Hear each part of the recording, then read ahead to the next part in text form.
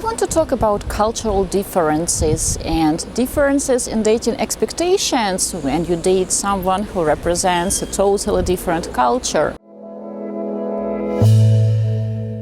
Of course, when you start dating a woman from Eastern Europe, you can't take her cultural background, her dating experience, and therefore dating expectations out of the equation.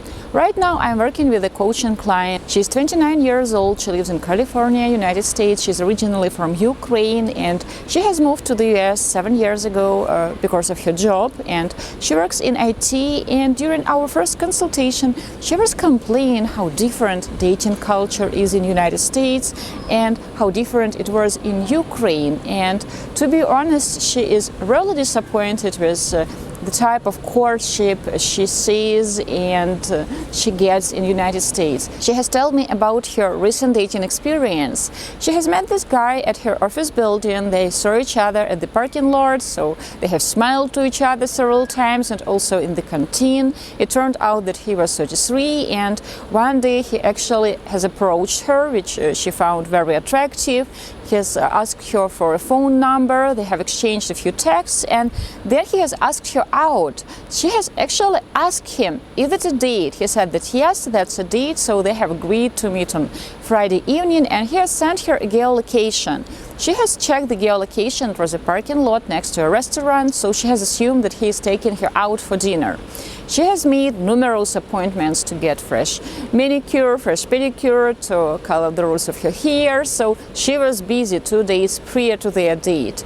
And on Friday, she has actually asked to leave office 2 hours earlier in order to take a shower, to change, to put fresh makeup. So she felt ready when she has showed up on their date. She saw him standing at that parking lot next to his car. He smiled. She noticed that he didn't have flowers, but after living in the States for 7 years, she couldn't tell that she has expected any. She knew it was too presumptuous to expect flowers from an American guy right on the first date, so she didn't let her mood drop. And she has noticed that he liked the way she looked, but he didn't compliment her. And she has expected that they would go to the restaurant. And he said that no, they are going to another place, but that place doesn't have a big parking lot, so he has suggested to meet here. And she said that it was actually thoughtful. So they have taken a walk, they have actually talked. It looked nice, and she liked the way he looked, but it turned out he didn't make any reservations. So they went to one bar and there were no places. They went to another bar, then to the next place. Finally, they have managed to find a bar where they had 2 places, so they were placed next to each other at the bar, and there was no real food, just finger food and drinks. And the lady, she hasn't eaten since lunch because she has decided to invest time into taking a shower, applying fresh makeup and changing, so she was hungry.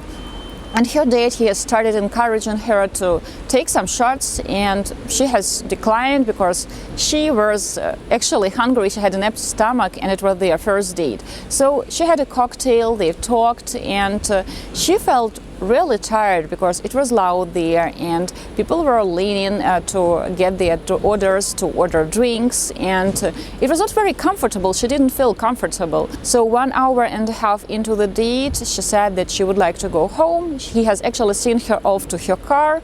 He tried to kiss her and she has declined. She was not ready for the kiss.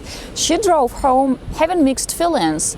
She said that on the one hand, of course, he didn't tell her that he was taking her out on dinner, but he sent her the geolocation, so she assumed that since it was like the parking lot and the restaurant, so he's asking her out to the restaurant. And she didn't like it that he didn't make any reservations, so he was not prepared for the date. Okay, if he wanted to take her out for drinks, he should have told her that I'm taking you out for drinks, or at least book a table so that they didn't have to work for 30 minutes looking for a place where they can actually stay. But what really offended her, after she has returned back home, he didn't text her asking if you have driven home safely, if everything is okay.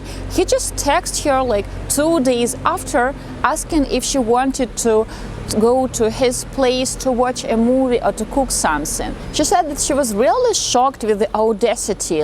He didn't even take her out on a proper date. There were no flowers, no real compliments. The whole date was messy, and he's asking her to go to his place to watch a movie. Like, really? She said that the only time she had 2 proper dates were with the man who was 45 years old, and he has taken her out for a dinner date and then for a lunch date, and he was really chivalrous, and he was very attentive. He has complimented her, but the age difference was too big. She said that on the second date she felt it really acute, and she didn't feel like prolonging it because she had this feeling that the age difference is too big and she was not ready for it. So this coaching client was complaining that men in the US don't know how to court a woman. If they know how to court a woman, they are older than 40 years old, and she was not ready for such a big age difference. And she was asking me, like, what has happened to men my age? Don't they know how to court a woman? Don't they know that you have to book a table when you ask a woman out? Don't you know that a woman needs compliments to feel wanted, to feel attention? That flirting is not just about trying to kiss her, to touch her, or to do shots or to have cocktails. Flirting is about building the special atmosphere and creating romance. One can tell that her expectations are way too high. She expects dinner, she expects flowers, she expects courtship.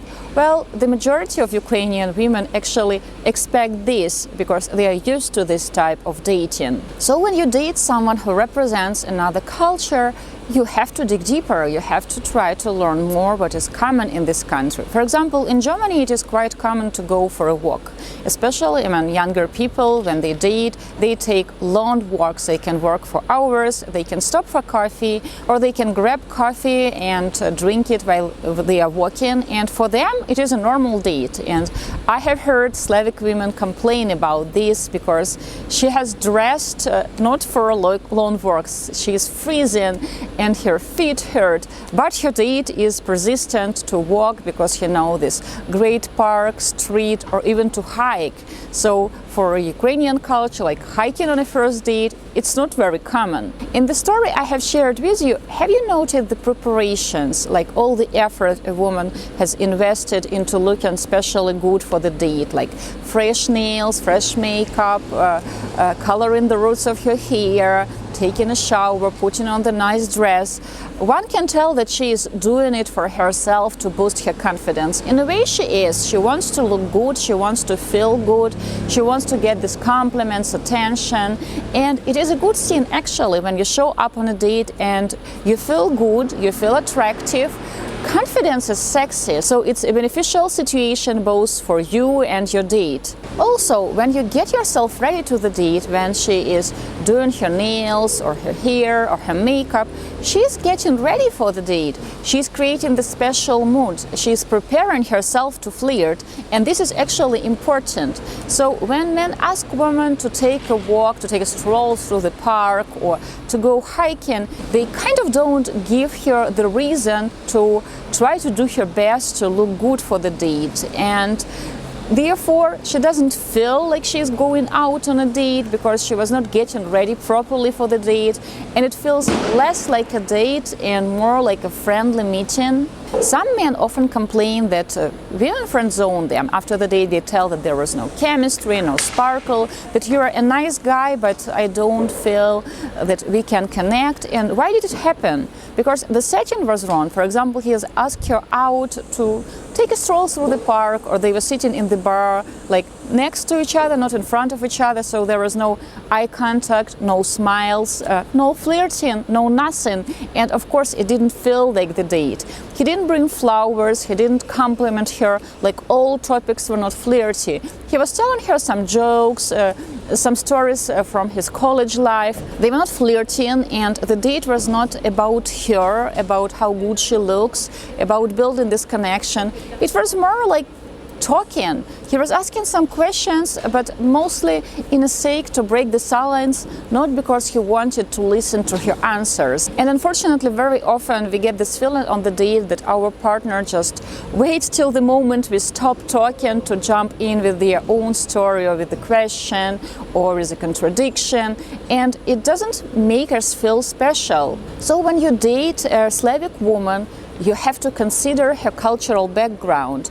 You can't just apply same strategies that worked for you when you were dating in the US and college. Also, what has worked for you when you were in your early 20s most likely won't work in your late 20s or early 30s, because dating market has shifted and type of women that will show interest in you, it will be also different. I will share another story with you really quickly. As you know, every year I travel to the United States to participate at matchmaking gatherings and conferences, and usually when I travel to New York we have family there and we have friends there, but when I travel there I just have to tell our Jewish and Ukrainian, Russian-speaking friends that I'm flying there, because for them it will be very important to meet me in person right at the airport. And every time I fly there, one of our Ukrainian Jewish friends, male friends, is meeting us with his car and with flowers. And he is married, he is not like hitting on me or anything, and he is my husband's third or fourth cousin. Why he is doing it? Because in our culture, when your friend travels to your city or to your country, you just must meet this person at the airport or at the train station, because it shows respect, it shows that you care, it's chivalrous, it's kind. And I know that in many other cultures it's different, because some people can say, well, it doesn't make much sense to actually wake up at 3 a.m. to go with all the traffic to the airport to meet someone, because, well, they can Uber, they can take a taxi, and it will make things easier. And also buy flowers, well, to show respect. So it's a big sin in our culture. And of course, when you start dating a woman who is, let's say, from Belarus or from Ukraine or from Poland, and of course she will bring these traditions with her and these expectations, how can you learn more about her traditions? Of course, you can ask during the date. You can ask, what does romance mean to you? You can ask her how she imagines a perfect first date or a perfect second date, or what is a good date for her, what type of date she would like to have. And then listen to her and try to implement into real life to fulfill all these ideas. Because if you will just use your American approach, it's not going to work. Even if she has lived in the States for 7, 10, 20, 30 years, she will still have these traditions.